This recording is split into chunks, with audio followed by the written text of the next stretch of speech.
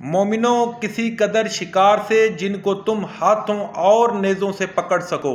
اللہ تمہاری آزمائش کرے گا، یعنی حالت احرام میں شکار کی ممانعت سے، تاکہ معلوم کرے کہ اس سے غائبانہ کون ڈرتا ہے، تو جو اس کے بعد زیادتی کرے اس کے لیے دکھ دینے والا عذاب تیار ہے۔ مومنوں، جب تم احرام کی حالت میں ہو تو شکار نہ مارنا، اور جو تم میں سے جان بوجھ کر اسے مارے تو یا تو اس کا بدلہ دے، اور وہ یہ کہ اسی طرح کا چارپایا جسے تم میں سے دو معتبر شخص مقرر کر دیں قربانی کرے، اور یہ قربانی کعبے پہنچائی جائے، یا کفارہ دے اور وہ مسکینوں کو کھانا کھلانا ہے، یا اس کے برابر روزے رکھے تاکہ اپنے کام کی سزا کا مزہ چکھے، اور جو پہلے ہو چکا وہ اللہ نے معاف کر دیا، اور جو پھر ایسا کام کرے گا تو اللہ اس سے انتقام لے گا، اور اللہ غالب اور انتقام لینے والا ہے۔ تمہارے لیے دریا کی چیزوں کا شکار اور ان کا کھانا حلال کر دیا گیا ہے، یعنی تمہارے اور مسافروں کے فائدے کے لیے،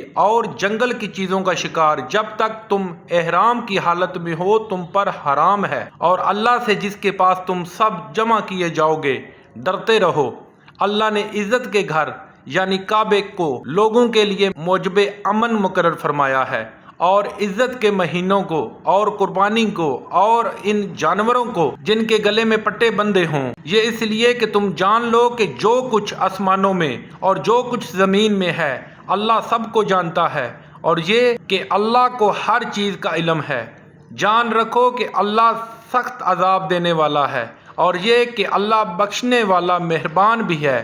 پیغمبر محمد صلی اللہ علیہ وسلم کے ذمے تو صرف پیغام اللہ کا پہنچا دینا ہے، اور جو کچھ تم ظاہر کرتے ہو اور جو کچھ منفی کرتے ہو اللہ کو سب معلوم ہے۔ کہہ دو کہ ناپاک چیزیں اور پاک چیزیں برابر نہیں ہوتی، گو ناپاک چیزوں کی کثرت تمہیں خوش ہی لگے تو عقل والو اللہ سے ڈرتے رہو